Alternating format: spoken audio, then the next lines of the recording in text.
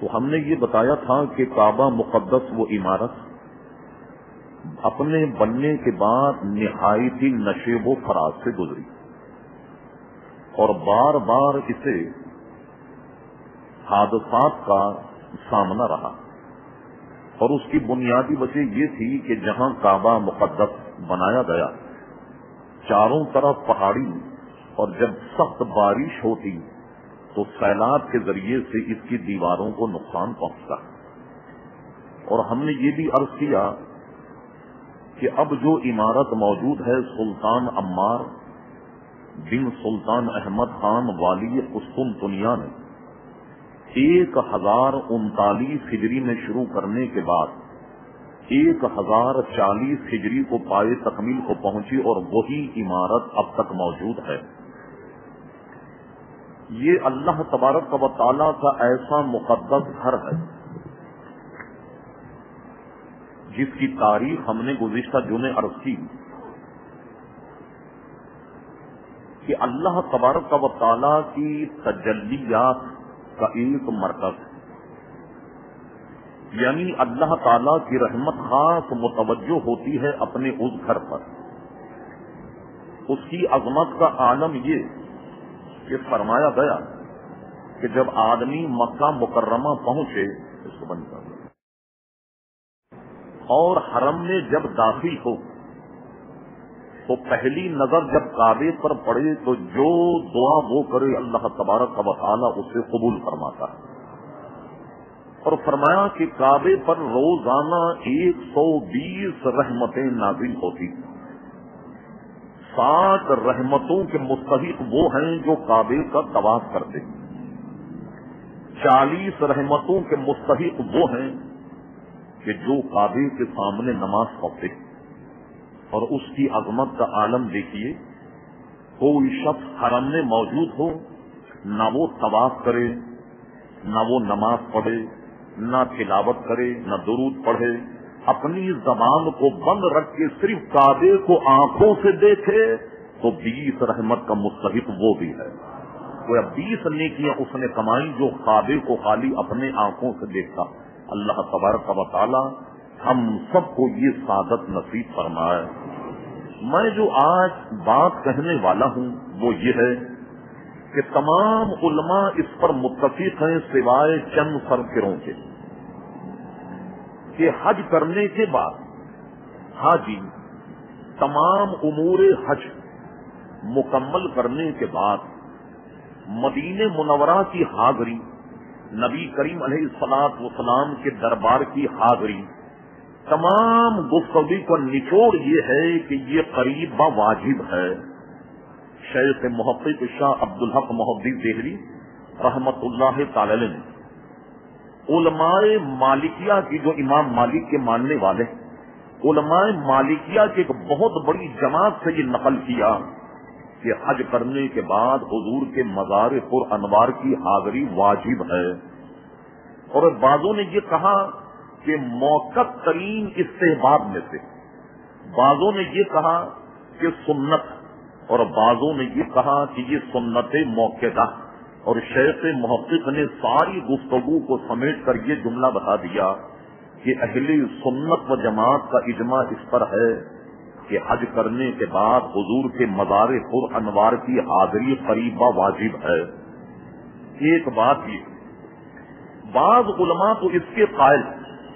کہ ہر حالت میں حج کرنے کے بعد حضور کے دربار میں حاضری ضروری ہے، چاہے پہلے حاضری دے کر بھی آیا۔ اور بعض علماء اس طرف گئے، اور بات بھی بہت معقول ہے، سمجھ میں آتی، کہ آدمی جب حج کرنے آئے اور جغرافیہ اس قسم کا ہو کہ پہلے مدینہ منورہ پڑتا تو پہلے مدینہ منورہ حاضری دے دے، اور اس کے بعد حج کرے تو وہ مدینہ منورہ کی وہ سعادت، وہ حاضری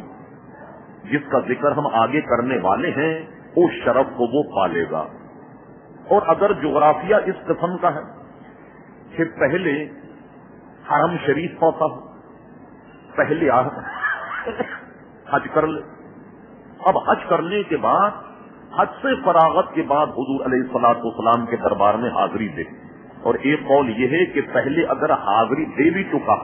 تو حج کرنے کے بعد میں حضور کے مزار کی حاضری دے. اور کسی نے اس کی توجیہ یوں کی کہ اصل میں جب پہلے حاضری اس نے دی تو حج کرنے کے بعد دوبارہ حاضری کی کیا ضرورت ہے؟ تو علماء نے اس کا جواب یہ دیا کہ حج کرنے کے بعد حج کے مقبول ہونے کی سند ہی حضور کے دربار سے ملتی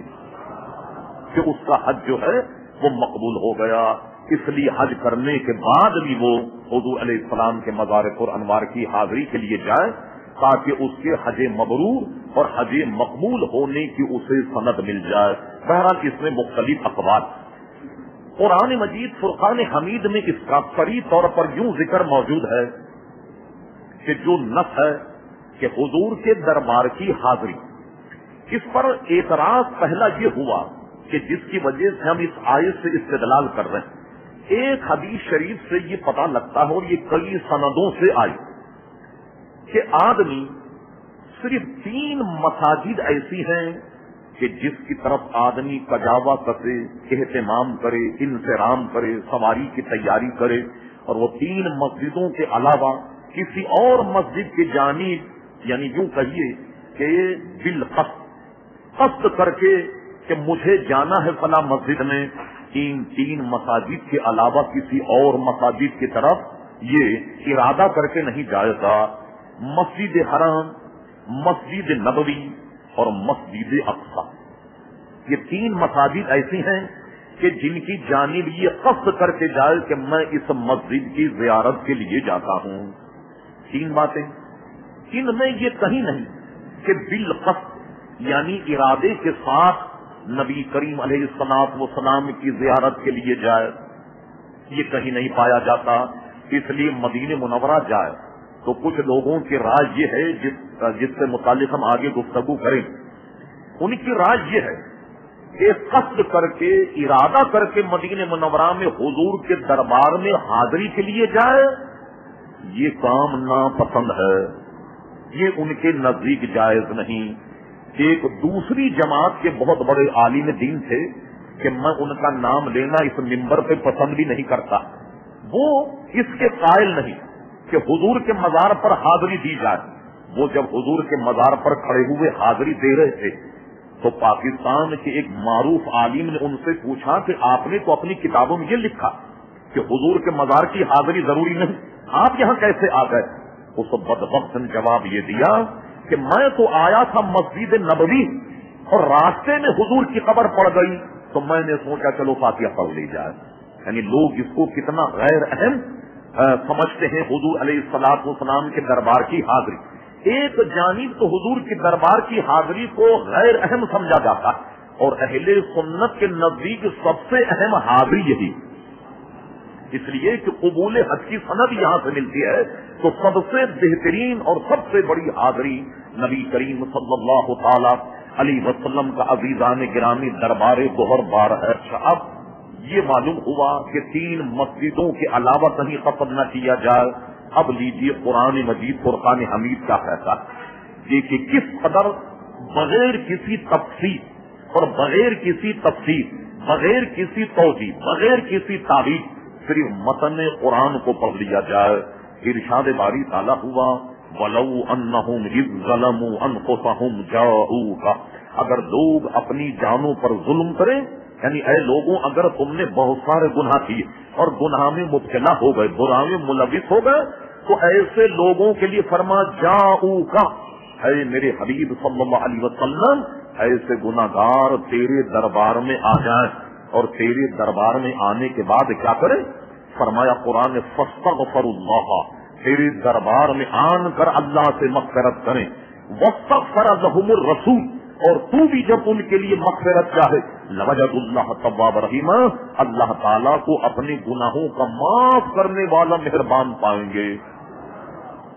اب عقل و خرد سے پوچھئے کہ قرآن کا متن یہ بھی تو ہو سکتا تھا کہ ارشاد ہوتا وَلَوْ أَنَّهُمْ إِذْ ظَلَمُوا أَنفُسَهُمْ جَاءُوكَ، کہ جب یہ لوگ اپنی جانوں پر ظلم کریں اور اے حبیب تیرے دربار میں آئیں، یا یہ ہوتا کہ کہیں بھی چلے جائیں فاستغفر اللہ، وہ کہیں بھی جا کر اللہ سے مغفرت چاہیں، تو جب فاستغفر اللہ، اللہ سے مغفرت چاہیں تو لوجد اللہ تواب رحیمہ، یہ ہوتا کہ اللہ تبارک و تعالی ان کے گناہوں کو بخش دیتا. لیکن یہاں یہ کیوں فرما واستغفر لهم الرسول، جب رسول بھی تمہارے لیے مغفرت چاہے لوجد اللہ تواب رحیمہ، جب رسول تمہارے لیے مغفرت چاہیں گے تو اللہ کو اپنے گناہوں کا بخشنے والا مہربان پائیں گے. تو معلوم ہوا کہ بھیجنے والا بھی حضور کے دربار میں اللہ تبارک و تعالی، اور ہمیں کہا گیا کہ جاؤ کا کہ ہمارے حبیب علیہ السلام کے دربار میں جا کر اور مجھ سے مغفرت چاہو، اور مجھ سے مغفرت چاہنے کے بعد میرا نبی بھی تمہارے لیے مغفرت چاہے. اور ہمیں تو یہ فرمایا کہ وہاں جاؤ، اور حضور سے فرما فَأَمَّا السَّائِلَ فَلَا تَنْهَرْ، حبیب جب کوئی تیرے دربار میں آئے اور جب تجھ سے مانگے تو کسی کو انکار ہی نہیں کرنا، سائل کو جھڑکنا ہی نہیں، سائل کو منع ہی نہیں کرنا. اللہ اکبر. علماء نے بڑے بجائے وسیع اور عریض گفتگو کے ایک مختصر سی بات لکھ دی کہ حضور علیہ السلام کے دربار میں جو آ رہا وہ پا رہا، جو آ رہا ہے وہ پا رہا. کہتے ہیں کہ حضور کی ساری زندگی کا عمل یہ رہا کہ کبھی کسی مانگنے والے آدمی کو لا منع نہیں کبھی بھی حضور نے نہیں کیا.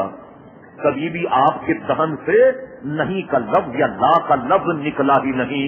وجوز ایک کے، اور وہ یہ ہے کہ حضور سے اگر لا کا ثبوت ملتا ہے تو صرف ایک ہی موقع، وہ یہ ہے کہ لا الہ الا اللہ محمد رسول اللہ. اس لا کے علاوہ کبھی بھی حضور کی زبان سے انکار تو نکلا ہی نہیں. اور ان پوری حدیثوں کا ترجمہ اعلی حضرت امام اہل سنت مجدد دین و ملت پروانہ شمی رسالت عظیم البرکت عظیم المرتبت مولانا شاہ احمد رضا خان فاضل بریلوی رحمت اللہ علیہ نے ایک جملے ایک شعر میں کر دیا. واہ کیا جود و کرم ہے شہی وفا تیرا، نہیں سنتا ہی نہیں مانگنے والا تیرا، تیرے دہن سے تو نہیں کا لفظ کسی مانگنے والے نے سنا ہی نہیں. ہم سے کہا جاؤ اور اپنے حبیب سے کہا کہ کوئی مانگنے کے لیے آئے تو آپ اس کو چھڑکے نہیں بلکہ اس کو منع نہیں کریں. اور بعض حضرات تو اس میں اتنے شدید کہ حضور کے مزار پر جانے کا ارادہ کرنا یہ ناجائز. علامہ امام تقی الدین سبکی رحمت اللہ تعالی علیہ 650 ہجری کی بات، کوئی نئی بات نہیں، ایک رسالہ لکھا شفاء السقام. علامہ تقی الدین سبکی جو بہت بڑی شافعی حضرات کے امام ہیں، انہوں نے لکھا اس امت میں، اس پوری امت میں جب سے حضور تشریف لائے 7ویں صدی تک جو علامہ تقی الدین سبکی کا دور، فرمارے ہمارے دور تک صرف ایک آدمی ہے جس نے حضور کی بارگاہ میں حاضری کے لیے منع کیا، اور وہ ہے ابن تیمیہ. سوائے ابن تیمیہ کے کسی آدمی نے حضور کے مزار پر انوار کی حاضری کو منع نہیں کیا. اور ابن تیمیہ کے رد میں علامہ تقی الدین سبکی رحمت اللہ تعالی علیہ ایک رسالہ لکھا جس کا نام شفاء السقام رکھا، اور اس نے ان کے تمام دلائل کا رد کیا اور ان حدیثوں کی ایک ایک کر کے سند پیش کی کہ جو حضور علیہ السلام کے مزار پر انوار کی حاضری پر دلالت کرتی ہیں. سند کے ساتھ یہ بتایا کہ کون سی روایت ضعیف ہے، کون سی روایت قوی ہے، کون سی حسن ہے، اور اگر یہ قوی نہیں تو راویوں میں کیا فرق ہے، کون ثقہ ہے اور کون غیر ثقہ. اہل علم حضرات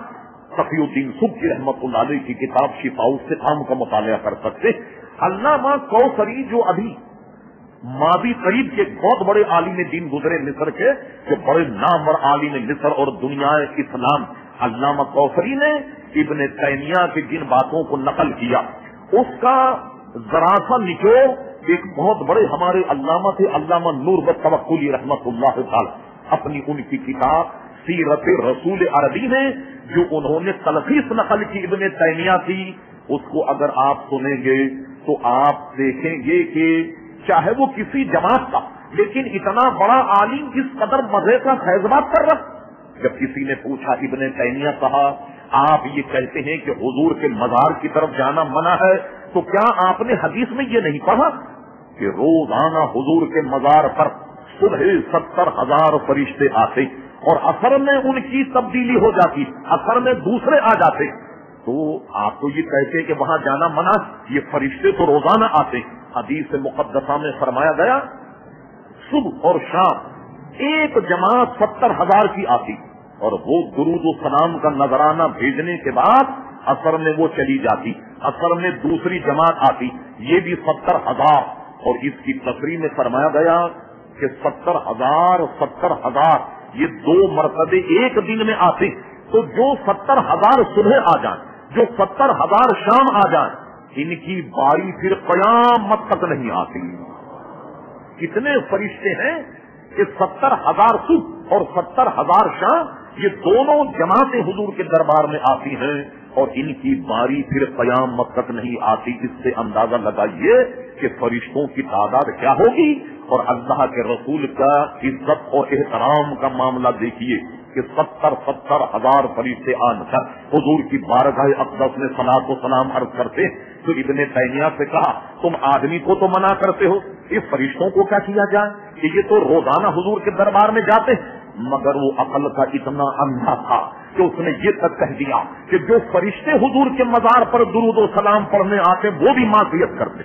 اللہ اکبر، دیکھا انسان تو معصیت کرتے ہیں، وہ کیسا تھا، فرشتے بھی معصیت کرتے ہیں جو حضور کے مزار پر انوار پر حاضری کے لیے آتے۔ ایسی تعصب کی عینک اس نے لگا لی کہ اس کو نظر ہی نہیں آتا تھا کہ وہ کیا کہہ رہا ہے اور کیا بک رہا ہے، اور غرض یہ کہ یہ علامہ نور والتوکلی نے اس کے معاملات کو اپنی کتاب میں نقل کیا۔ یہ تو ضمناً ایک بات آ گئی، حضور صلی اللہ تعالی علیہ وسلم کے مزار پر انوار کی حاضری جو میں نے عرض کیا قریب واجب ہے، اور قرآن مجید فرقان حمید کی ایک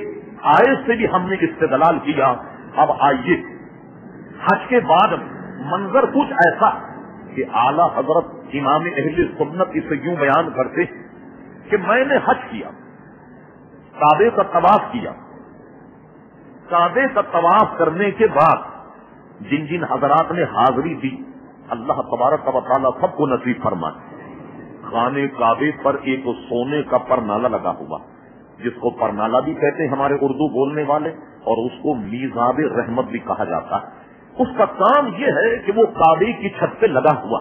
جب بارش ہوتی ہے اور کعبے کی چھت پہ جب پانی جمع ہو جائے تو جمع ہونے کے بعد اس پرنالے کے ذریعے سے نیچے گرتا ہے۔ میرے آپ جیسے لوگ عقیدت مند اہل سنت کیا کرتے ہیں، بارش کا انتظار کرتے ہیں۔ حرم شریف میں جب بارش ہو جائے ایک بہت بڑی اللہ کی نعمت تصور کر کے وہ کیا کرتے ہیں، اس پرنالے کے سائے میں کھڑے ہو جاتے ہیں تاکہ جب بارش کا پانی گرے تو 2-4 قطرے ہمارے سر پر بھی گر جائیں بیت اللہ شریف کے کھلے ہوئے اور اس کے غسل کا پانی۔ اور بہت سارے حضرات کچھ اگر برتن ہو تو اسے برتن میں لے کر کے محفوظ کرتے ہیں اور بطور تبرک اپنے اعزا اور اقربا کو وہ دے دیتے۔ اس نے اتفاق کہیے کہ پرنالہ کعبے میں جہاں لگا ہوا ہے اس کا رخ بالکل مدینہ منورہ کی جانب، قدرتی ایک منظر ہے کہ اس کا رخ جو ہے وہ بالکل کعبے کی جانب۔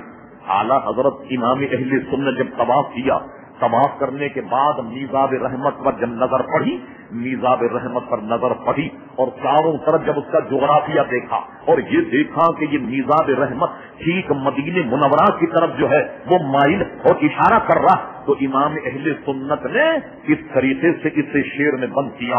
اور اسے سن تو روا کعبے سے آتی ہے صدا کہ میری آنکھوں سے میرے پیارے کا روضہ دیکھو،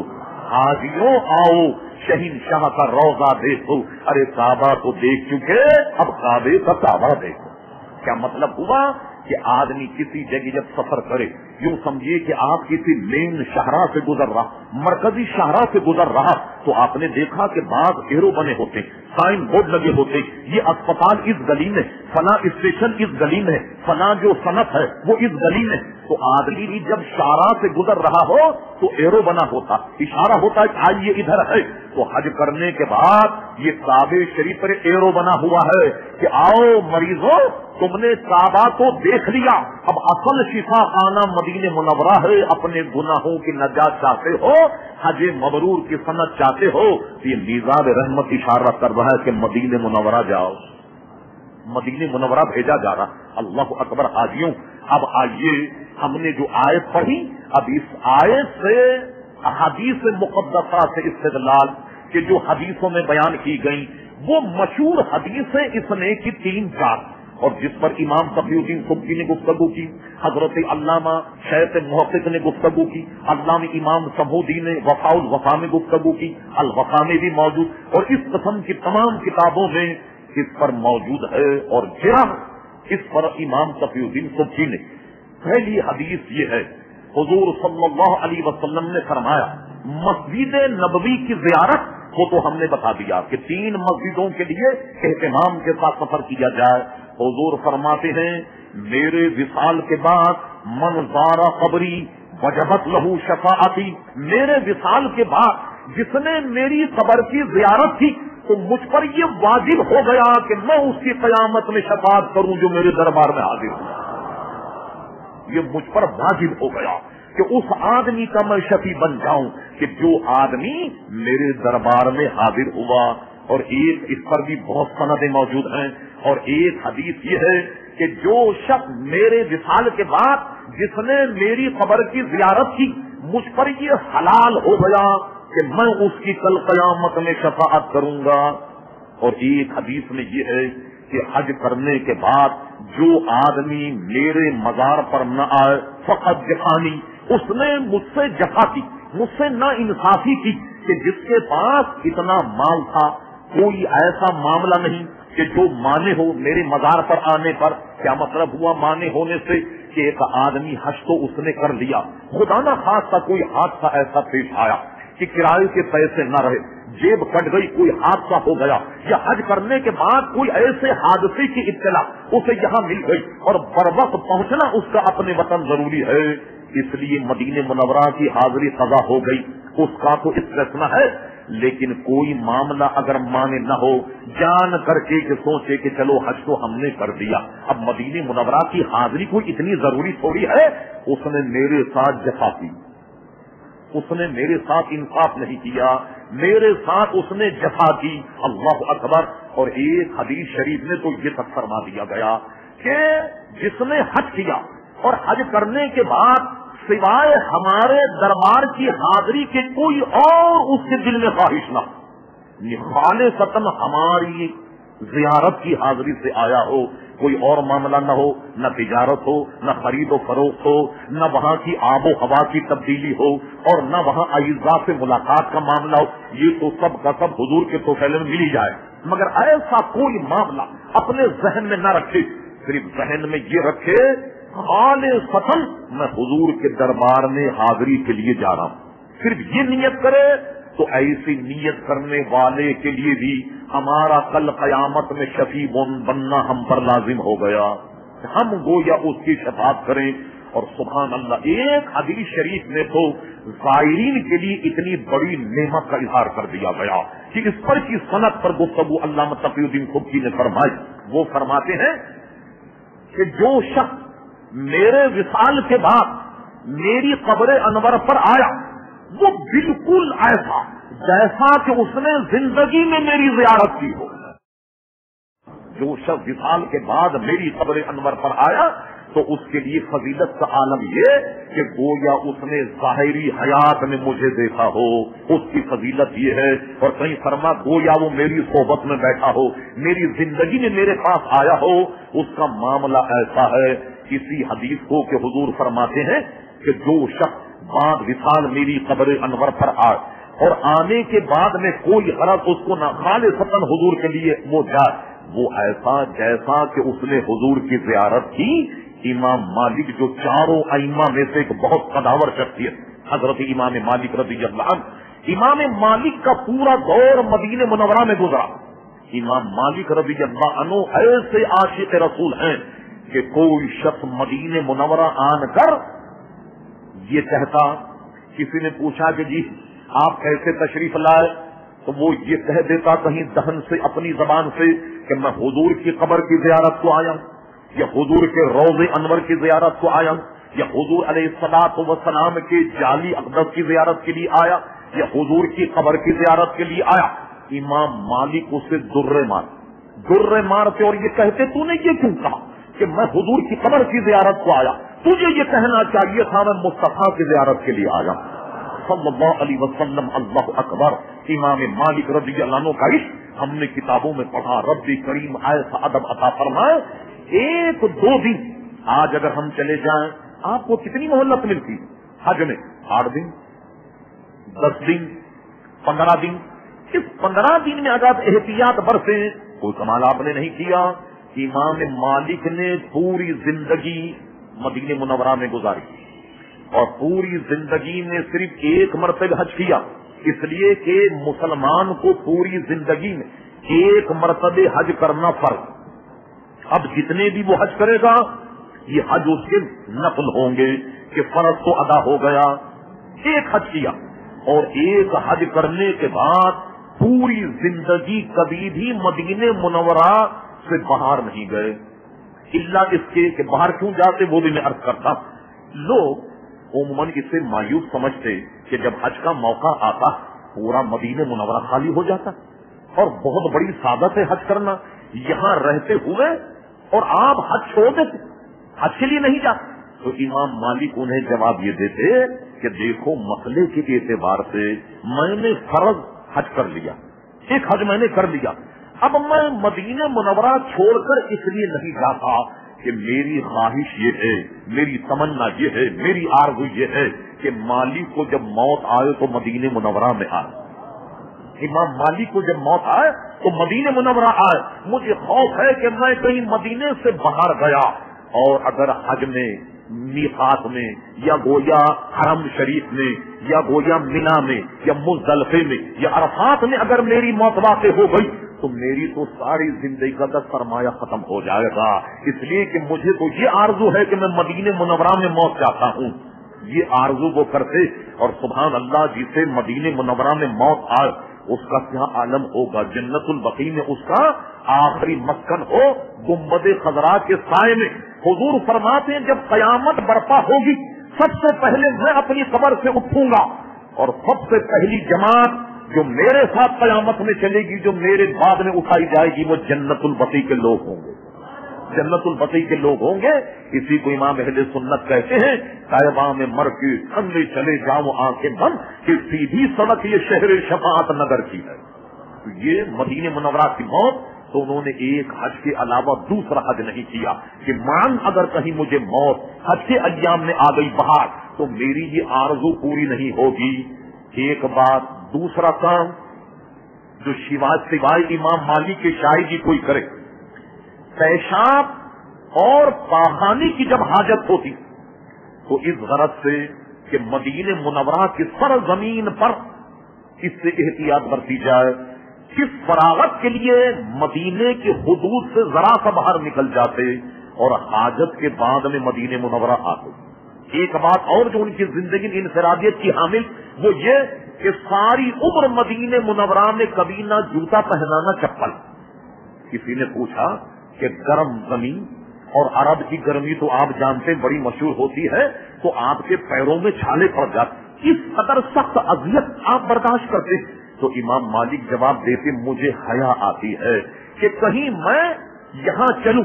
اور یہ وہ گلیاں، یہ وہ کوچے جس میں کہ حضور چلے تو مجھے غیرت آتی اس بات پر کہ کہیں میرا وہاں پیر نہ پڑ جائے جہاں مصطفیٰ کا پیر پڑا. اس لیے میں مدینہ منورہ میں جوتا اور چپل استعمال نہیں کرتا. اللہ اکبر. یہ شان، اس شان و شوکت کے ساتھ امام مالک رضی اللہ تعالیٰ عنہ عزیزان گرامی اپنی پوری زندگی مدینہ منورہ میں گزاری. غرض یہ کہ جو شخص مدینہ شریف گیا اور جانے کے بعد مختصر یہ کہ اس کے سوا کوئی حاجت نہ ہو، اس کی توضیح اور تفصیل علماء نے نقل فرمائی. شیخ محقق نے نقل فرمائی اور دوسرے علماء نے. کیا مطلب؟ کبھی آدمی مدینہ منورہ اس لیے جائے کہ بھائی ذرا ہوا بدلنے کے لیے چلے جائیں، اسے اس کا شرف نہیں ملے گا کہ چلو بھائی مدینہ منورہ میں جائیں وہاں ہمارے بھائی دوست احباب رہتے ذرا ان سے ملاقات ہو جائے. وہ اس بشارت کو نہیں پائے گا. ہاں خالصتاً حضور کے لیے جائے تو ساری باتیں تو حضور کے صدقے میں مل ہی جائیں گی، ساری باتیں حضور علیہ السلام کے صدقے میں مل جائیں گی. اس لیے خالصتاً نبی کریم علیہ الصلوۃ والسلام کے مزار پر انوار پر حاضری کی غرض سے جائے. اللہ اکبر. اب وقت کی نزاکت کو دیکھتے ہوئے دو ایک باتیں ضروری. یہ جو فرمایا گیا وَلَوْ أَنَّهُمْ إِذْ ظَلَمُوا أَنفُسَهُمْ جَاءُوكَ، تو لوگوں نے اس میں ایک جہہ یہ لگائی کہ یہ آیت کہ جب تم نے اپنی جانوں پر ظلم کیا، اے حبیب جب یہ تیرے دربار میں آ جائیں فاستغفر اللہ، اللہ سے مغفرت کا، واستغفر لهم الرسول، جب رسول بھی تمہاری لیے مغفرت کا، لوجد اللہ تواب رحیما، اللہ تعالیٰ ان کے گناہوں کو معاف کرنے والا، وہ مہربان پائیں گے۔ میاں یہ تو اس وقت تھا کہ جب حضور ظاہری طور پر اس جگہ موجود تھے، لوگ آنے کے بعد اللہ تعالیٰ کے دربار میں دعا کرتے، اللہ کے دربار میں استغفار کرتے، اور وہ حضور سے بھی کہتے حضور آپ ہمارے لیے مغفرت چاہیں، جیسا کہ قرآن کا حکم ہے، حضور بھی ان کے لیے مغفرت چاہتے تو اس کی نجات ہو جاتی۔ حضور کے وصال کے بعد نے یہ کہا کہ حضور کی قبر انور پر جایا جائے، سب سے پہلے تو یہ مفہوم بہت ہی وسیع اور عریض، وہ یہ کہ حضور علیہ السلام کی وفات اور اس کے بعد حضور علیہ السلام کی حیات میں کوئی فرق نہیں۔ علماء نے تفریح کی اور حدیثوں میں موجود کہ تمام انبیاء کرام علیہ الصلوۃ والسلام بعد وصال کے اگرچہ اپنی قبر انور میں ہیں مگر سب کے سب زندہ ہیں۔ اس کی مثال صرف کتنی لے لیجیے آپ، جو بخاری میں موجود، صحیح ستہ میں موجود، حضرت انس ابن مالک کی روایت، حضور فرماتے ہم شب معراج مسجد حرام سے چلے مسجد اقصی تک تو ہم نے کیا دیکھا کہ موسیٰ علیہ السلام اپنی قبر میں نماز پڑھ رہے ہیں۔ یہ دیکھیے موجود ہے حدیث کہ ہم نے دیکھا کہ موسیٰ علیہ السلام اپنی قبر میں نماز پڑھ رہے تھے۔ چلیے صاحب مسجد اقصی چلے گئے، علامہ ابن کثیر کی تفسیر ابن کثیر اٹھائیے، سبحان الذی اسری بعبدہ میں انہوں نے مجھے یاد پڑتا ہے 17 یا 22 صحابہ کے اقوال نقل کیے کہ جن سے یہ ثبوت ہے کہ حضور نے اپنے جسم، جسمانیت، روح اور جسد کے ساتھ یہ سفر کیا، یعنی سفر معراج خواب نہیں تھا، نوم نہیں ہے، رویا نہیں ہے، بلکہ جسم اور روح دونوں کے ساتھ حضور نے سفر کیا۔ تو آپ نے تو پڑھا معراج کے بیان میں، علماء سے سنا اور کتابوں میں پڑھا کہ حضور جب مسجد اقصی گئے تو 1,24,000 انبیاء کم و بیش حضور کے پیچھے انہوں نے نماز پڑھی۔ حالانکہ ان سب کا تو انتقال ہو گیا، ان سب کا وصال ہو گیا، یہ اپنی قبروں میں سے نکل کر حضور علیہ السلام کی خدمت میں حاضر ہو گئے۔ حضرت عیسیٰ علیہ السلام آسمان سے آ گئے، حضرت ادریس علیہ السلام آسمان سے آ گئے، اور جتنے بھی انبیاء ہیں سب اپنی قبروں میں سے نکل کر مسجد اقصی پہنچ گئے۔ تو انبیاء کرام علیہ السلام کے وصال اور ممات میں کوئی عزیزان گرامی فرق نہیں ہے، لہذا کوئی آج بھی اگر جائے اور حضور کے مزار پر انوار پر یہ التجا کرے تو آج بھی اسے مغفرت کی سند ملے گی۔ اب آئیے ثبوت کے طور پر صرف ایک حدیث جس کے راوی حضرت علی رضی اللہ تعالی عنہ، اس حدیث کو امام تقی الدین سبکی نے بھی نقل کیا، شیخ محقق نے بھی نقل کیا، امام سمودی نے نقل کیا، اور تقریباً تمام علماء نے جنہوں نے حضور کی زیارت پر کتابیں لکھی تقریباً سب نے اسے نقل کیا۔ کچھ تھوڑے بہت الفاظ کے رد و بدل سے حضرت علی رضی اللہ عنہ راوی فرماتے حضور کا وصال، حضور کے وصال کے چند دن کے بعد ایک اعرابی، ایک دیہاتی حضور کے مزار پر آیا۔ آنے کے بعد اس نے بڑا عجیب و غریب کام کیا، حضور کی قبر سے مٹی اٹھائی اور مٹی اٹھانے کے بعد اپنے سر میں ڈالی، اور سر پر ڈالنے کے بعد یہ آیت پڑھی وَلَوْ أَنَّهُمْ إِذْ ظَلَمُوا أَنفُسَهُمْ جَاءُوكَ، اور یہ کہنے لگا اے پیارے مصطفیٰ صلی اللہ علیہ وسلم، اللہ تبارک و تعالیٰ کا کلام آپ کے ذریعے سے ہم تک پہنچا، اور اس میں یہ آیت ہے وَلَوْ أَنَّهُمْ إِذْ ظَلَمُوا أَنفُسَهُمْ جَاءُوكَ فَاسْتَغْفَرُوا اللَّهَ وَاسْتَغْفَرَ لَهُمُ الرَّسُولُ لَوَجَدُوا اللَّهَ تَوَّابًا رَحِيمًا۔ یہ آیت آپ سے ہم تک پہنچی تو میں ہوں وہ شخص کہ جس نے اپنی جان پر ظلم کیا، میں نہایت گناہگار سیاکار اور آپ کے مزار پر آ گیا، اور میں اللہ سے مغفرت چاہتا ہوں، اور اے میری آقا آپ بھی میرے لیے مغفرت چاہیں تاکہ مجھ غریب کا کام ہو جائے۔ حضرت علی فرماتے قسم خدا کی، جب وہ آہوزاری کر رہا، جب وہ رو رہا تھا، وہ گریا کر رہا تھا اور سر پر مٹی ڈالتا، بار بار یہ کہہ رہا تھا کہ میں گناہگار ہوں، آپ کے مزار پر آ گیا، اللہ نے جو آپ کو کلام عطا فرمایا اس میں ایک آیت یہ ہے آپ میری لیے مغفرت کا۔ حضرت علی فرماتے اس کو میں آہوزاری کرتے ہوئے دیکھ رہا تھا، میں نے سنا قسم خدا کی حضور کے مزار پر انوار سے آواز آئی کہ جا تیری نجات ہو گئی، کیا تیری مغفرت ہو گئی۔ بات ہے استقامت اور ایمان کی، آج بھی اگر آدمی حضور کے دربار میں جائے اور جانے کے بعد صحیح طور پر التجا کرے، حضور کے مزار کے علاوہ کوئی خواہش نہ ہو، اور اس آیت مقدسہ کو پڑھے، حضور سے درخواست کرے، رب کریم کی بارگاہ میں اپنے گناہوں سے معافی چاہے، تو آج بھی آدمی حضور علیہ السلام کے دربار سے عزیزان گرامی گناہوں سے برات اور اپنے آپ کی مغفرت کرا کر اور وہ اپنے وطن پہنچ سکتا ہے۔ یہ بہت بڑی سعادت حج کرنے کے بعد یا حضور علیہ السلام کے مزار پر انوار پر حاضری پر ہم سب کو مل سکتی ہے۔ رب کریم ہم سب کو توفیق عطا فرمائے اور ہمارے سامان فرمائے کہ ہم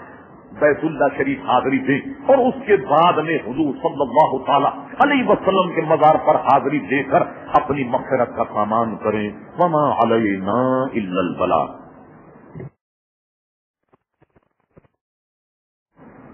تو ہم نے یہ بتایا تھا کہ کعبہ مقدس وہ عمارت اپنے بننے کے بعد نہایت ہی نشیب و فراز سے گزری اور بار بار اسے حادثات کا سامنا رہا، اور اس کی بنیادی وجہ یہ تھی کہ جہاں کعبہ مقدس بنایا گیا چاروں طرف پہاڑی اور جب سخت بارش ہوتی تو سیلاب کے ذریعے سے اس کی دیواروں کو نقصان پہنچتا، اور ہم نے یہ بھی عرض کیا کہ اب جو عمارت موجود ہے سلطان عمار بن سلطان احمد خان والی قسطنطنیہ نے 1039 ہجری میں شروع کرنے کے بعد 1040 ہجری کو پائے تکمیل کو پہنچی، اور وہی عمارت اب تک موجود ہے۔ یہ اللہ تبارک و تعالی کا ایسا مقدس گھر ہے جس کی تاریخ ہم نے گزشتہ جمعے عرض کی کہ اللہ تبارک و تعالی کی تجلیات کا ایک مرکز، یعنی اللہ تعالی کی رحمت خاص متوجہ ہوتی ہے اپنے اس گھر پر۔ اس کی عظمت کا عالم یہ کہ فرمایا گیا کہ جب آدمی مکہ مکرمہ پہنچے اس کو بند کر اور حرم میں جب داخل ہو تو پہلی نظر جب کعبے پر پڑے تو جو دعا وہ کرے اللہ تبارک و تعالی اسے قبول فرماتا ہے، اور فرمایا کہ کعبے پر روزانہ 120 رحمتیں نازل ہوتی، 60 رحمتوں کے مستحق وہ ہیں جو کعبے کا طواف کرتے، 40 رحمتوں کے مستحق وہ ہیں کہ جو کعبے کے سامنے نماز پڑھتے، اور اس کی عظمت کا عالم دیکھیے، کوئی شخص حرم میں موجود ہو نہ وہ طواف کرے، نہ وہ نماز پڑھے، نہ تلاوت کرے، نہ درود پڑھے، اپنی زبان کو بند رکھ کے صرف کعبے کو آنکھوں سے دیکھے تو 20 رحمت کا مستحق وہ بھی ہے۔ وہ 20 نیکیاں اس نے کمائی جو کعبے کو خالی اپنے آنکھوں سے دیکھتا۔ اللہ تبارک و تعالی ہم سب کو یہ سعادت نصیب فرمائے۔ میں جو آج بات کہنے والا ہوں وہ یہ ہے کہ تمام علماء اس پر متفق ہیں سوائے چند سرکروں کے کہ حج کرنے کے بعد حاجی تمام امور حج مکمل کرنے کے بعد مدینہ منورہ کی حاضری، نبی کریم علیہ الصلوۃ والسلام کے دربار کی حاضری، تمام گفتگو کا نچوڑ یہ ہے کہ یہ قریب واجب ہے۔ شیخ محقق شاہ عبدالحق محدث دہلوی رحمت اللہ تعالی علیہ علماء مالکیہ کی جو امام مالک کے ماننے والے علماء مالکیہ کی ایک بہت بڑی جماعت سے یہ نقل کیا کہ حج کرنے کے بعد حضور کے مزار پر انوار کی حاضری واجب ہے، اور بعضوں نے یہ کہا کہ موقت ترین استحباب میں سے، بعضوں نے یہ کہا کہ سنت، اور بعضوں نے یہ کہا کہ یہ سنت موقعہ، اور شیخ محقق نے ساری گفتگو کو سمیٹ کر یہ جملہ بتا دیا کہ اہل سنت و جماعت کا اجماع اس پر ہے کہ حج کرنے کے بعد حضور کے مزار پر انوار کی حاضری قریبا واجب ہے۔ ایک بات یہ، بعض علماء تو اس کے قائل کہ ہر حالت میں حج کرنے کے بعد حضور کے دربار میں حاضری ضروری ہے، چاہے پہلے حاضری دے کر بھی آیا. اور بعض علماء اس طرف گئے اور بات بھی بہت معقول ہے، سمجھ میں آتی، کہ آدمی جب حج کرنے آئے اور جغرافیہ اس قسم کا ہو کہ پہلے مدینہ منورہ پڑتا تو پہلے مدینہ منورہ حاضری دے دے اور اس کے بعد حج کرے، تو وہ مدینہ منورہ کی وہ سعادت، وہ حاضری جس کا ذکر ہم آگے کرنے والے ہیں، اس شرف کو وہ پالے گا. اور اگر جغرافیہ اس قسم کا ہے کہ پہلے حرم شریف پہنچا ہو، پہلے حج کر لے، اب حج کرنے کے بعد حج سے فراغت کے بعد حضور علیہ الصلوۃ والسلام کے دربار میں حاضری دے. اور ایک قول یہ ہے کہ پہلے اگر حاضری دے بھی چکا تو حج کرنے کے بعد میں حضور کے مزار کی حاضری دے. اور کسی نے اس کی توجیہ یوں کی کہ اصل میں جب پہلے حاضری اس نے دی تو حج کرنے کے بعد دوبارہ حاضری کی کیا ضرورت ہے؟ تو علماء نے اس کا جواب یہ دیا کہ حج کرنے کے بعد حج کے مقبول ہونے کی سند ہی حضور کے دربار سے ملتی کہ اس کا حج جو ہے وہ مقبول ہو گیا. اس لیے حج کرنے کے بعد بھی وہ حضور علیہ السلام کے مزار پر انوار کی حاضری کے لیے جائے تاکہ اس کے حج مبرور اور حج مقبول ہونے کی اسے سند مل جائے. بہرحال اس میں مختلف اقوال. قرآن مجید فرقان حمید میں اس کا فری طور پر یوں ذکر موجود ہے کہ جو نص ہے کہ حضور کے دربار کی حاضری، اس پر اعتراض پہلا یہ ہوا کہ جس کی وجہ سے ہم اس آیت سے استدلال کر رہے ہیں. ایک حدیث شریف سے یہ پتہ لگتا ہے اور یہ کئی سندوں سے آئی کہ آدمی صرف 3 مساجد ایسی ہیں کہ جس کی طرف آدمی کجاوا کرے، اہتمام کرے، انصرام کرے، سواری کی تیاری کرے، اور وہ 3 مسجدوں کے علاوہ کسی اور مسجد کی جانب، یعنی یوں کہیے کہ قصد کر کے کہ مجھے جانا ہے فلاں مسجد میں، 3 مساجد کے علاوہ کسی اور مساجد کی طرف یہ ارادہ کر کے نہیں جائے گا. مسجد حرام، مسجد نبوی اور مسجد اقصی، یہ 3 مساجد ایسی ہیں کہ جن کی جانب یہ قصد کر کے جائے کہ میں اس مسجد کی زیارت کے لیے جاتا ہوں. 3 باتیں، ان میں یہ کہیں نہیں کہ بالقصد یعنی ارادے کے ساتھ نبی کریم علیہ الصلوۃ والسلام کی زیارت کے لیے جائے، یہ کہیں نہیں پایا جاتا. اس لیے مدینہ منورہ جائے تو کچھ لوگوں کی رائے یہ ہے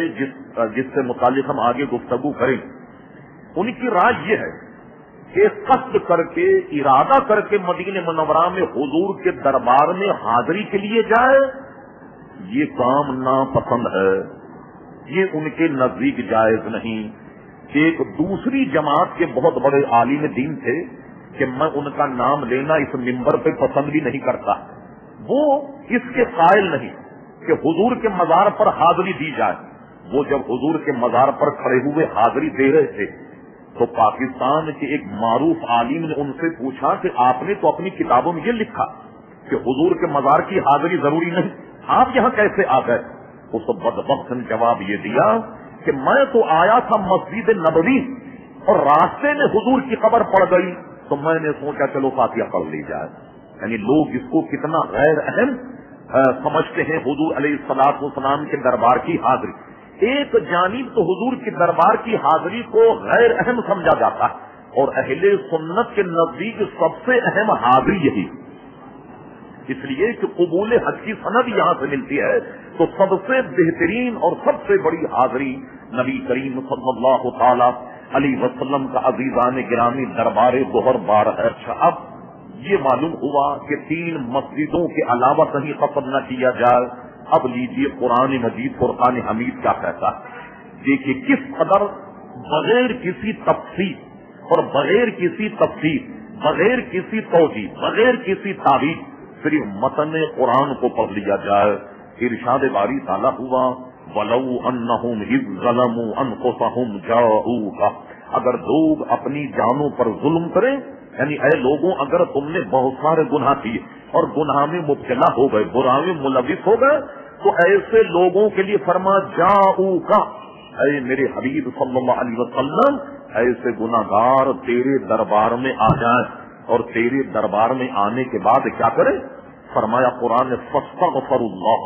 تیرے دربار میں آن کر اللہ سے مغفرت کریں، واستغفر لهم الرسول، اور تو بھی جب ان کے لیے مغفرت چاہے، لوجد اللہ تواب رحیم، اللہ تعالیٰ کو اپنے گناہوں کا معاف کرنے والا مہربان پائیں گے۔ اب عقل و خرد سے پوچھئے کہ قرآن کا متن یہ بھی تو ہو سکتا تھا کہ ارشاد ہوتا وَلَوْ أَنَّهُمْ إِذْ ظَلَمُوا أَنفُسَهُمْ جَاءُوكَ، کہ جب یہ لوگ اپنی جانوں پر ظلم کریں اور اے حبیب تیرے دربار میں آئیں، یا یہ ہوتا کہ کہیں بھی چلے جائیں فاستغفر اللہ، وہ کہیں بھی جا کر اللہ سے مغفرت چاہیں، تو جب فاستغفر اللہ اللہ سے مغفرت چاہیں تو لوجد اللہ تواب رحیم، یہ ہوتا کہ اللہ تبارک و تعالی ان کے گناہوں کو بخش دیتا۔ لیکن یہاں یہ کیوں فرما واستغفر لهم الرسول، جب رسول بھی تمہارے لیے مغفرت چاہے لوجد اللہ تواب رحیم، جب رسول تمہارے لیے مغفرت چاہیں گے تو اللہ کو اپنے گناہوں کا بخشنے والا مہربان پائیں گے۔ تو معلوم ہوا کہ بھیجنے والا بھی حضور کے دربار میں اللہ تبارک و تعالی، اور ہمیں کہا گیا کہ جاؤکا کہ ہمارے حبیب علیہ السلام کے دربار میں جا کر اور مجھ سے مغفرت چاہو، اور مجھ سے مغفرت چاہنے کے بعد میرا نبی بھی تمہارے لیے مغفرت چاہے، اور ہمیں تو یہ فرمایا کہ وہاں جاؤ، اور حضور سے فرمایا اما سائل فلا تنهر، حبیب جب کوئی تیرے دربار میں آئے اور جب تجھ سے مانگے تو کسی کو انکار ہی نہیں کرنا، سائل کو چھڑکنا ہی نہیں، سائل کو منع ہی نہیں کرنا۔ اللہ اکبر، علماء نے بڑے بجائے وسیع اور عریض گفتگو کے ایک مختصر سی بات لکھ دی کہ حضور علیہ السلام کے دربار میں جو آ رہا وہ پا رہا، جو آ رہا وہ پا رہا۔ کہتے ہیں کہ حضور کی ساری زندگی کا عمل یہ رہا کہ کبھی کسی مانگنے والے آدمی کو لا منع نہیں، کبھی بھی حضور نے نہیں کیا، کبھی بھی آپ کے دہن سے نہیں کا لفظ یا لا کا لفظ نکلا ہی نہیں، وجود ایک کے، اور وہ یہ ہے کہ حضور سے اگر لا کا ثبوت ملتا ہے تو صرف ایک ہی موقع، وہ یہ ہے کہ لا الہ الا اللہ محمد رسول اللہ، اس لا کے علاوہ کبھی بھی حضور کی زبان سے انکار تو نکلا ہی نہیں۔ اور ان پوری حدیثوں کا ترجمہ اعلی حضرت امام اہل سنت مجدد دین و ملت پروانہ شمی رسالت عظیم البرکت عظیم المرتبت مولانا شاہ احمد رضا خان فاضل بریلوی رحمت اللہ علیہ نے ایک جملے ایک شعر میں کر دیا، واہ کیا جود و کرم ہے شہی بتا تیرا، نہیں سنتا ہی نہیں مانگنے والا تیرا، تیرے دہن سے تو نہیں کا لفظ کسی مانگنے والے نے سنا ہی نہیں۔ ہم سے کہا جاؤ اور اپنے حبیب سے کہا کہ کوئی مانگنے کے لیے آئے تو آپ اس کو چھڑکے نہیں بلکہ اس کو منع نہیں کریں۔ اور بعض حضرات تو اس میں اتنے شدید کہ حضور کے مزار پر جانے کا ارادہ کرنا یہ ناجائز۔ علامہ امام تقی الدین سبکی رحمت اللہ تعالی علیہ 650 ہجری کی بات، کوئی نئی بات نہیں، ایک رسالہ لکھا شفاء السقام۔ علامہ تقی الدین سبکی جو بہت بڑی شافعی حضرات کے امام ہیں، انہوں نے لکھا اس امت میں، اس پوری امت میں جب سے حضور تشریف لائے 7ویں صدی تک جو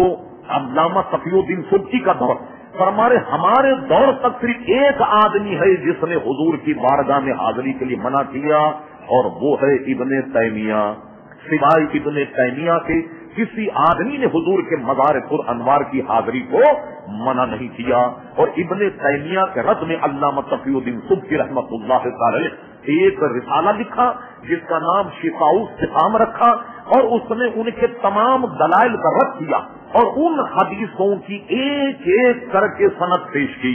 کہ جو حضور علیہ السلام کے مزار پر انوار کی حاضری پر دلالت کرتی ہیں۔ سند کے ساتھ یہ بتایا کہ کون سی روایت ضعیف ہے، کون سی روایت قوی ہے، کون سی حسن ہے، اور اگر یہ قوی نہیں تو راویوں میں کیا فرق ہے، کون ثقہ ہے، کون غیر ثقہ۔ اہل علم حضرات تقی الدین سبکی رحمت اللہ علیہ کی کتاب شفاء السقام کا مطالعہ کر سکتے۔ علامہ کوثری جو ابھی ماضی قریب کے بہت بڑے عالم دین گزرے مصر کے، جو بڑے نامور عالم مصر اور دنیا اسلام، علامہ کوثری نے ابن تیمیہ کی جن باتوں کو نقل کیا اس کا ذرا سا نچوڑ ایک بہت بڑے ہمارے علامہ تھے، علامہ نور بتوکلی رحمت اللہ تعالی، اپنی ان کی کتاب سیرت رسول عربی میں جو انہوں نے تلخیص نقل کی ابن تیمیہ کی، اس کو اگر آپ سنیں گے تو آپ دیکھیں گے کہ چاہے وہ کسی جماعت کا، لیکن اتنا بڑا عالم اس قدر مزے کا فیض بات کر رہا۔ جب کسی نے پوچھا ابن تیمیہ صاحب آپ یہ کہتے ہیں کہ حضور کے مزار کی طرف جانا منع ہے، تو کیا آپ نے حدیث میں یہ نہیں پڑھا کہ روزانہ حضور کے مزار پر صبح 70,000 فرشتے آتے اور اثر میں ان کی تبدیلی ہو جاتی، اثر میں دوسرے آ جاتے؟ تو آپ تو یہ کہتے ہیں کہ وہاں جانا منع، یہ فرشتے تو روزانہ آتے۔ حدیث مقدسہ میں فرمایا گیا صبح اور شام ایک جماعت 70,000 کی آتی، اور وہ درود و سلام کا نذرانہ بھیجنے کے بعد اثر میں وہ چلی جاتی، اثر میں دوسری جماعت آتی، یہ بھی 70,000۔ اور اس کی تفریح میں فرمایا گیا کہ 70,000 یہ 2 مرتبے ایک دن میں آتے، تو جو 70,000 صبح آ جائیں، جو 70,000 شام آ جائیں، ان کی باری پھر قیامت تک نہیں آتی۔ اتنے فرشتے ہیں کہ 70,000 صبح اور 70,000 شام یہ دونوں جماعتیں حضور کے دربار میں آتی ہیں، اور ان کی باری پھر قیامت تک نہیں آتی۔ اس سے اندازہ لگائیے کہ فرشتوں کی تعداد کیا ہوگی، اور اللہ کے رسول کا عزت اور احترام کا معاملہ دیکھیے کہ 70,000 فرشتے آن کر حضور کی بارگاہ اقدس میں صلاۃ و سلام عرض کرتے۔ تو ابن تیمیہ سے کہا تم آدمی کو تو منع کرتے ہو، اس فرشتوں کو کیا کیا جائے کہ یہ تو روزانہ حضور کے دربار میں جاتے؟ مگر وہ عقل کا اتنا اندھا تھا کہ اس نے یہ تک کہہ دیا کہ جو فرشتے حضور کے مزار پر درود و سلام پڑھنے آتے وہ بھی معصیت کرتے۔ اللہ اکبر! دیکھا انسان تو معصیت کرتے ہیں، وہ کیسا تھا، فرشتے بھی معصیت کرتے ہیں جو حضور کے مزار پر انوار پر حاضری کے لیے آتے۔ ایسی تعصب کی عینک اس نے لگا لی کہ اس کو نظر ہی نہیں آتا تھا کہ وہ کیا کہہ رہا ہے اور کیا بک رہا ہے۔ اور غرض یہ کہ یہ علامہ نور بتوکلی نے اس کے معاملات کو اپنی کتاب میں نقل کیا۔ یہ تو ضمناً ایک بات آ گئی، حضور صلی اللہ تعالی علیہ وسلم کے مزار پر انوار کی حاضری جو میں نے عرض کیا قریب واجب ہے، اور قرآن مجید فرقان حمید کی ایک آیت سے بھی ہم نے استدلال کیا۔ اب آئیے حج کے بعد منظر کچھ ایسا کہ اعلیٰ حضرت امام اہل سنت اسے یوں بیان کرتے کہ میں نے حج کیا، کعبے کا طواف کیا، کعبے کا طواف کرنے کے بعد جن جن حضرات نے حاضری دی اللہ تبارک و تعالیٰ سب کو نصیب فرمائے۔ خانے کعبے پر ایک سونے کا پرنالہ لگا ہوا، جس کو پرنالہ بھی کہتے ہیں ہمارے اردو بولنے والے، اور اس کو میزاب رحمت بھی کہا جاتا ہے۔ اس کا کام یہ ہے کہ وہ کعبے کی چھت پہ لگا ہوا، جب بارش ہوتی ہے اور کعبے کی چھت پہ جب پانی جمع ہو جائے تو جمع ہونے کے بعد اس پرنالے کے ذریعے سے نیچے گرتا ہے۔ میرے آپ جیسے لوگ عقیدت مند اہل سنت کیا کرتے ہیں، بارش کا انتظار کرتے ہیں۔ حرم شریف میں جب بارش ہو جائے ایک بہت بڑی اللہ کی نعمت تصور کر کے وہ کیا کرتے ہیں، اس پرنالے کے سائے میں کھڑے ہو جاتے ہیں تاکہ جب بارش کا پانی گرے تو 2-4 قطرے ہمارے سر پر بھی گر جائیں بیت اللہ شریف کے کھلے ہوئے، اور اس کے غسل کا پانی۔ اور بہت سارے حضرات کچھ اگر برتن ہو تو اسے برتن میں لے کر کے محسوس کرتے ہیں اور بطور تبرک اپنے اعزا اور اقربا کو وہ دے دیتے۔ حسن اتفاق کہیے کہ پرنالہ کعبے میں جہاں لگا ہوا ہے اس کا رخ بالکل مدینہ منورہ کی جانب۔ قدرتی ایک منظر ہے کہ اس کا رخ جو ہے وہ بالکل کعبے کی جانب۔ اعلیٰ حضرت امام اہل سنت جب طواف کیا، طواف کرنے کے بعد میزاب رحمت پر جب نظر پڑی، میزاب رحمت پر نظر پڑی اور چاروں طرف جب اس کا جغرافیہ دیکھا اور یہ دیکھا کہ یہ میزاب رحمت ٹھیک مدینہ منورہ کی طرف جو ہے وہ مائل اور اشارہ کر رہا، تو امام اہل سنت نے اس طریقے سے اسے شعر میں بند کیا، اور اسے سن تو رضا کعبے سے آتی ہے صدا کہ میری آنکھوں سے میرے پیارے کا روضہ دیکھو، حاجیوں آؤ شہنشاہ کا روضہ دیکھو۔ ارے کعبہ کو دیکھ چکے، اب کعبے کا کعبہ دیکھو۔ کیا مطلب ہوا کہ آدمی کسی جگہ جب سفر کرے یوں سمجھیے کہ آپ کسی مین شاہراہ سے گزر رہا، مرکزی شاہراہ سے گزر رہا تو آپ نے دیکھا کہ بعض ایرو بنے ہوتے، سائن بورڈ لگے ہوتے، یہ اسپتال اس گلی میں، فلاں اسٹیشن اس گلی میں، فلاں جو صنعت ہے وہ اس گلی میں. تو آدمی بھی جب شاہراہ سے گزر رہا ہو تو ایرو بنا ہوتا، اشارہ ہوتا ہے آئیے ادھر ہے. تو حج کرنے کے بعد یہ کعبے شریف پر ایرو بنا ہوا ہے کہ آؤ مریضوں، تم نے کعبہ کو دیکھ لیا، اب اصل شفا خانہ مدینہ منورہ ہے. اپنے گناہوں کی نجات چاہتے ہو، حج مبرور کی سند چاہتے ہو، یہ میزاب رحمت اشارہ کر رہا ہے کہ مدینہ منورہ جاؤ، مدینہ منورہ بھیجا جا رہا. اللہ اکبر. حاجیوں اب آئیے، ہم نے جو آیت پڑھی، اب اس آیت سے احادیث مقدسہ سے استدلال کہ جو حدیثوں میں بیان کی گئی وہ مشہور حدیثیں اس نے کی 3-4 اور جس پر امام تقی الدین سبکی نے گفتگو کی، حضرت علامہ شیخ محقق نے گفتگو کی، علامہ امام سمودی نے وفاء الوفا میں گفتگو کی، الوفا میں بھی موجود، اور اس قسم کی تمام کتابوں میں اس پر موجود ہے. اور جرا اس پر امام تقی الدین سبکی نے پہلی حدیث یہ ہے، حضور صلی اللہ علیہ وسلم نے فرمایا مسجد نبوی کی زیارت، وہ تو ہم نے بتا دیا کہ 3 مسجدوں کے لیے اہتمام کے ساتھ سفر کیا جائے. حضور فرماتے ہیں میرے وصال کے بعد من زار قبری وجبت لہو شفاعتی، میرے وصال کے بعد جس نے میری قبر کی زیارت کی تو مجھ پر یہ واجب ہو گیا کہ میں اس کی قیامت میں شفاعت کروں جو میرے دربار میں حاضر ہوں. یہ مجھ پر واجب ہو گیا کہ اس آدمی کا میں شفیع بن جاؤں کہ جو آدمی میرے دربار میں حاضر ہوا. اور ایک اس پر بھی بہت سندیں موجود ہیں، اور ایک حدیث یہ ہے کہ جو شخص میرے وصال کے بعد جس نے میری قبر کی زیارت کی مجھ پر یہ حلال ہو گیا کہ میں اس کی کل قیامت میں شفاعت کروں گا.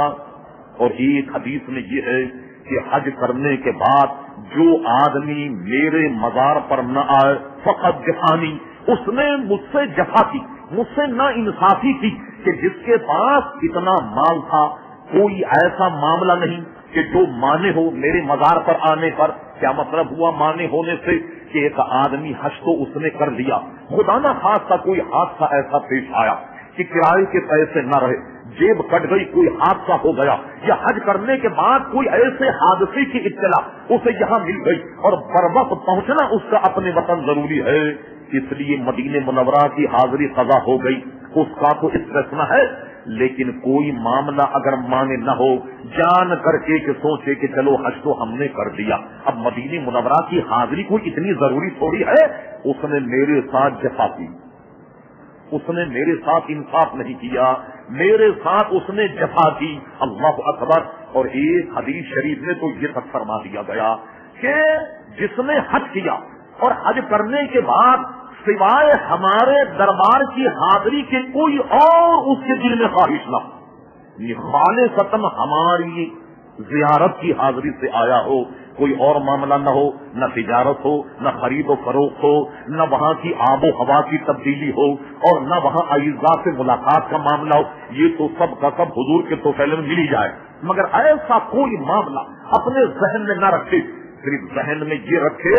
خالصتاً میں حضور کے دربار میں حاضری کے لیے جا رہا ہوں، صرف یہ نیت کرے تو ایسی نیت کرنے والے کے لیے بھی ہمارا کل قیامت میں شفیع بننا ہم پر لازم ہو گیا، ہم گویا اس کی شفاعت کریں. اور سبحان اللہ، ایک حدیث شریف میں تو زائرین کے لیے اتنی بڑی نعمت کا اظہار کر دیا گیا کہ اس پر کی صنعت پر گفتگو علامہ تقی الدین سبکی نے فرمائی. وہ فرماتے ہیں کہ جو شخص میرے وصال کے بعد میری قبر انور پر آیا وہ بالکل ایسا جیسا کہ اس نے زندگی میں میری زیارت کی ہو. جو شخص وصال کے بعد میری قبر انور پر آیا تو اس کے لیے فضیلت کا عالم یہ کہ گویا اس نے ظاہری حیات میں مجھے دیکھا ہو، اس کی فضیلت یہ ہے. اور کہیں فرما گویا وہ میری صحبت میں بیٹھا ہو، میری زندگی میں میرے پاس آیا ہو. اس کا معاملہ ایسا ہے، کسی حدیث کو کہ حضور فرماتے ہیں کہ جو شخص بعد وصال میری قبر انور پر آئے اور آنے کے بعد میں کوئی غرض اس کو نہ خالصتاً حضور کے لیے وہ جائے، وہ ایسا جیسا کہ اس نے حضور کی زیارت کی امام مالک جو چاروں ائمہ میں سے ایک بہت قداور شخصیت، حضرت امام مالک رضی اللہ عنہ، امام مالک کا پورا دور مدینہ منورہ میں گزرا. امام مالک رضی اللہ عنہ ایسے عاشق رسول ہیں کہ کوئی شخص مدینہ منورہ آن کر یہ کہتا، کسی نے پوچھا کہ جی آپ کیسے تشریف لائے،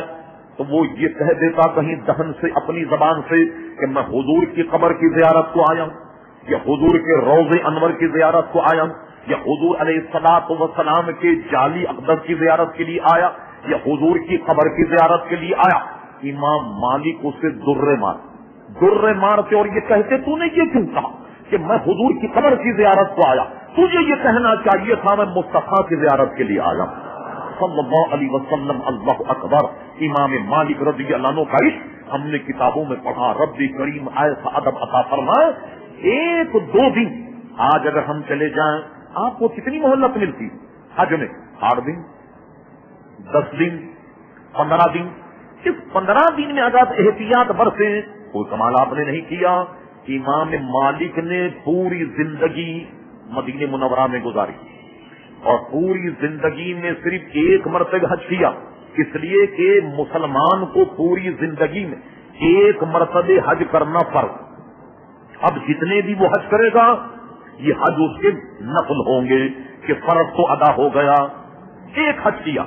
اور 1 حج کرنے کے بعد پوری زندگی کبھی بھی مدینہ منورہ سے باہر نہیں گئے، الا اس کے کہ باہر کیوں جاتے وہ بھی میں عرض کرتا. لوگ عموماً اسے مایوب سمجھتے کہ جب حج کا موقع آتا پورا مدینہ منورہ خالی ہو جاتا اور بہت بڑی سعادت ہے حج کرنا یہاں رہتے ہوئے، اور آپ حج چھوڑ دیتے، حج کے لیے نہیں جاتے. تو امام مالک انہیں جواب یہ دیتے کہ دیکھو مسئلے کے اعتبار سے میں نے فرض حج کر لیا، 1 حج میں نے کر لیا، اب میں مدینہ منورہ چھوڑ کر اس لیے نہیں جاتا کہ میری خواہش یہ ہے، میری تمنا یہ ہے، میری آرزو یہ ہے کہ مالک کو جب موت آئے تو مدینہ منورہ میں آئے. امام مالک کو جب موت آئے تو مدینہ منورہ آئے. مجھے خوف ہے کہ میں کہیں مدینے سے باہر گیا اور اگر حج میں، میقات میں، یا گویا حرم شریف میں، یا گویا مینا میں، یا مزدلفے میں، یا عرفات میں اگر میری موت واقع ہو گئی تو میری تو ساری زندگی کا سرمایہ ختم ہو جائے گا. اس لیے کہ مجھے تو یہ آرزو ہے کہ میں مدینہ منورہ میں موت چاہتا ہوں. یہ آرزو وہ کرتے، اور سبحان اللہ جسے مدینہ منورہ میں موت آئے اس کا کیا عالم ہوگا. جنت البقیع میں اس کا آخری مسکن ہو، گنبد خضراء کے سائے میں. حضور فرماتے ہیں جب قیامت برپا ہوگی سب سے پہلے میں اپنی قبر سے اٹھوں گا اور سب سے پہلی جماعت جو میرے ساتھ قیامت میں چلے گی، جو میرے بعد میں اٹھائی جائے گی، وہ جنت البقیع کے لوگ ہوں گے. جنت البقیع کے لوگ ہوں گے. اسی کو امام اہل سنت کہتے ہیں طیبہ میں مر کے ٹھنڈے چلے جاؤں آنکھیں بند، یہ سیدھی سڑک یہ شہر شفاعت نگر کی ہے. یہ مدینہ منورہ کی موت تو انہوں نے 1 حج کے علاوہ دوسرا حج نہیں کیا کہ مان اگر کہیں مجھے موت حج کے ایام میں آ گئی باہر تو میری یہ آرزو پوری نہیں ہوگی. ایک بات. دوسرا کام جو سوائے امام مالک کے شاہدی کوئی کرے، پیشاب اور پاخانے کی جب حاجت ہوتی تو اس غرض سے کہ مدینہ منورہ کی سرزمین پر اس سے احتیاط برتی جائے، اس فراغت کے لیے مدینے کے حدود سے ذرا سا باہر نکل جاتے اور حاجت کے بعد میں مدینہ منورہ آتے. ایک بات اور جو ان کی زندگی میں انفرادیت کی حامل وہ یہ کہ ساری عمر مدینہ منورہ میں کبھی نہ جوتا پہنا نہ چپل. کسی نے پوچھا کہ گرم زمین اور عرب کی گرمی تو آپ جانتے ہیں بڑی مشہور ہوتی ہے، تو آپ کے پیروں میں چھالے پڑ جاتے، اس قدر سخت اذیت آپ برداشت کرتے. تو امام مالک جواب دیتے مجھے حیا آتی ہے کہ کہیں میں یہاں چلوں اور یہ وہ گلیاں، یہ وہ کوچے جس میں کہ حضور چلے تو مجھے غیرت آتی اس بات پر کہ کہیں میرا وہاں پیر نہ پڑ جائے جہاں مصطفیٰ کا پیر پڑا. اس لیے میں مدینہ منورہ میں جوتا اور چپل استعمال نہیں کرتا. اللہ اکبر. یہ شان، اس شان و شوکت کے ساتھ امام مالک رضی اللہ تعالیٰ عنہ عزیزان گرامی اپنی پوری زندگی مدینہ منورہ میں گزاری. غرض یہ کہ جو شخص مدینہ شریف گیا اور جانے کے بعد مختصر یہ کہ اس کے سوا کوئی حاجت نہ ہو، اس کی توضیح اور تفصیل علماء نے نقل فرمائی، شیخ محقق نے نقل فرمائی اور دوسرے علماء نے. کیا مطلب؟ کبھی آدمی مدینہ منورہ اس لیے جائے کہ بھائی ذرا ہوا بدلنے کے لیے چلے جائیں، اسے اس کا شرف نہیں ملے گا کہ چلو بھائی مدینہ منورہ میں جائیں، وہاں ہمارے بھائی دوست احباب رہتے ہیں، ذرا ان سے ملاقات ہو جائے. وہ اس بشارت کو نہیں پائے گا. ہاں خالصتاً حضور کے لیے جائے تو ساری باتیں تو حضور کے صدقے میں مل ہی جائیں گی، ساری باتیں حضور علیہ السلام کے صدقے میں مل جائیں گی. اس لیے خالصتاً نبی کریم علیہ الصلوۃ والسلام کے مزار پر انوار پر حاضری کی غرض سے جائے. اللہ اکبر. اب وقت کی نزاکت کو دیکھتے ہوئے دو ایک باتیں ضروری. یہ جو فرمایا گیا وَلَوْ أَنَّهُمْ إِذْ ظَلَمُوا أَنفُسَهُمْ جَاءُوكَ، تو لوگوں نے اس میں ایک جہہ یہ لگائی کہ یہ آیت کہ جب تم نے اپنی جانوں پر ظلم کیا، اے حبیب جب یہ تیرے دربار میں آ جائیں فاستغفر اللہ، اللہ سے مغفرت کا، واستغفر لهم الرسول، جب رسول بھی تمہاری مغفرت کا، لوجدوا اللہ تواب رحیما، اللہ تعالیٰ ان کے گناہوں کو معاف کرنے والا، وہ مہربان پائیں گے. میاں یہ تو اس وقت تھا کہ جب حضور ظاہری طور پر اس جگہ موجود تھے، لوگ آنے کے بعد اللہ تعالیٰ کے دربار میں دعا کرتے، اللہ کے دربار میں استغفار کرتے، اور وہ حضور سے بھی کہتے حضور آپ ہمارے لیے مغفرت چاہیں، جیسا کہ قرآن کا حکم ہے. حضور بھی ان کے لیے مغفرت چاہتے، اس کی نجات ہو جاتی. حضور کے وصال کے بعد نے یہ کہا کہ حضور کی قبر انور پر جایا جائے. سب سے پہلے تو یہ مفہوم بہت ہی وسیع و عریض، وہ یہ کہ حضور علیہ السلام کی وفات اور اس کے بعد حضور علیہ السلام کی حیات میں کوئی فرق نہیں. علماء نے تفریح کی اور حدیثوں میں موجود کہ تمام انبیاء کرام علیہ الصلوۃ والسلام بعد وصال کے اگرچہ اپنی قبر انور میں ہیں مگر سب کے سب زندہ ہیں. اس کی مثال صرف کتنی لے لیجیے آپ، جو بخاری میں موجود، صحیح ستہ میں موجود، حضرت انس ابن مالک کی روایت. حضور فرماتے ہم شب معراج مسجد حرام سے چلے مسجد اقصی تک، تو ہم نے کیا دیکھا کہ موسیٰ علیہ السلام اپنی قبر میں نماز پڑھ رہے ہیں. یہ دیکھیے موجود ہے حدیث کہ ہم نے دیکھا کہ موسیٰ علیہ السلام اپنی قبر میں نماز پڑھ رہے تھے. چلیے صاحب مسجد اقصی چلے گئے. علامہ ابن کثیر کی تفسیر ابن کثیر اٹھائیے، سبحان الذی اسری بعبدہ میں انہوں نے مجھے یاد پڑتا ہے 17 یا 22 صحابہ کے اقوال نقل کیے کہ جن سے یہ ثبوت ہے کہ حضور نے اپنے جسم، جسمانیت، روح اور جسد کے ساتھ یہ سفر کیا. یعنی سفر معراج خواب نہیں تھا، نوم نہیں ہے، رویا نہیں ہے، بلکہ جسم اور روح دونوں کے ساتھ حضور نے سفر کیا. تو آپ نے تو 12 معراج کے بیان میں علماء سے سنا اور کتابوں میں پڑھا کہ حضور جب مسجد اقصی گئے تو 1,24,000 انبیاء کم و بیش حضور کے پیچھے انہوں نے نماز پڑھی. حالانکہ ان سب کا تو انتقال ہو گیا، ان سب کا وصال ہو گیا. یہ اپنی قبروں میں سے نکل کر حضور علیہ الصلوۃ والسلام کی خدمت میں حاضر ہو گئے. حضرت عیسیٰ علیہ السلام آسمان سے آ گئے، حضرت ادریس علیہ السلام آسمان سے آ گئے، اور جتنے بھی انبیاء ہیں سب اپنی قبروں میں سے نکل کر مسجد اقصی پہنچ گئے. تو انبیاء کرام علیہ السلام کے وصال اور ممات میں کوئی عزیزان گرامی فرق نہیں ہے. لہذا کوئی آج بھی اگر جائے اور حضور کے مزار پر انوار پر یہ التجا کرے تو آج بھی اسے مغفرت کی سند ملے گی. اب آئیے ثبوت کے طور پر صرف ایک حدیث جس کے راوی حضرت علی رضی اللہ تعالیٰ عنہ، اس حدیث کو امام تقی الدین سبکی نے بھی نقل کیا، شیخ محقق نے بھی نقل کیا، امام سمودی نے نقل کیا، اور تقریباً تمام علماء نے جنہوں نے حضور کی زیارت پر کتابیں لکھی تقریباً سب نے اسے نقل کیا. کچھ تھوڑے بہت الفاظ کے رد و بدل سے حضرت علی رضی اللہ عنہ راوی فرماتے حضور کا وصال، حضور کے وصال کے چند دن کے بعد ایک اعرابی، ایک دیہاتی حضور کے مزار پر آیا. آنے کے بعد اس نے بڑا عجیب و غریب کام کیا. حضور کی قبر سے مٹی اٹھائی اور مٹی اٹھانے کے بعد اپنے سر میں ڈالی، اور سر پر ڈالنے کے بعد یہ آیت پڑھی وَلَوْ أَنَّهُمْ إِذْ ظَلَمُوا أَنفُسَهُمْ جَاءُوكَ، اور یہ کہنے لگا اے پیارے مصطفیٰ صلی اللہ علیہ وسلم، اللہ تبارک و تعالیٰ کا کلام آپ کے ذریعے سے ہم تک پہنچا اور اس میں یہ آیت ہے وَلَوْ أَنَّهُمْ إِذْ ظَلَمُوا أَنفُسَهُمْ جَاءُوكَ فَاسْتَغْفَرُوا اللَّهَ وَاسْتَغْفَرَ لَهُمُ الرَّسُولُ لَوَجَدُوا اللَّهَ تَوَّابًا رَحِيمًا. یہ آیت آپ سے ہم تک پہنچی تو میں ہوں وہ شخص کہ جس نے اپنی جان پر ظلم کیا, میں نہایت گناہگار سیاکار اور آپ کے مزار پر آ گیا اور میں اللہ سے مغفرت چاہتا ہوں, اور اے میری آقا آپ بھی میرے لیے مغفرت چاہیں تاکہ مجھ غریب کا کام ہو جائے. حضرت علی فرماتے قسم خدا کی جب وہ آہوزاری کر رہا, جب وہ رو رہا تھا, وہ گریا کر رہا تھا اور سر پر مٹی ڈالتا, بار بار یہ کہہ رہا تھا کہ میں گناہگار ہوں, آپ کے مزار پر آ گیا, اللہ نے جو آپ کو کلام عطا فرمایا اس میں ایک آیت یہ ہے آپ میرے لیے مغفرت چاہیں. حضرت علی فرماتے اس کو میں آہوزاری کرتے ہوئے دیکھ رہا تھا, میں نے سنا قسم خدا کی حضور کے مزار پر انوار سے آواز آئی کہ جا تیری نجات ہو گئی,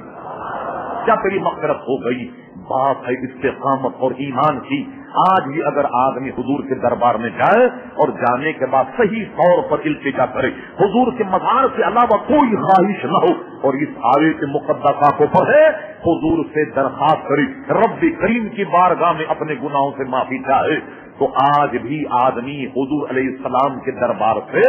عزیزان گرامی گناہوں سے برات اور اپنے آپ کی مغفرت کرا کر اور وہ اپنے وطن پہنچ سکتا ہے. یہ بہت بڑی سعادت حج کرنے کے بعد یا حضور علیہ السلام کے مزار پر انوار پر حاضری پر ہم سب کو مل سکتی ہے. رب کریم ہم سب کو توفیق عطا فرمائے اور ہمارے سامان فرمائے کہ ہم بیت اللہ شریف حاضری دے اور اس کے بعد میں حضور صلی اللہ تعالی علیہ وسلم کے مزار پر حاضری دے کر اپنی مغفرت کا سامان کریں. وما علینا الا البلاغ.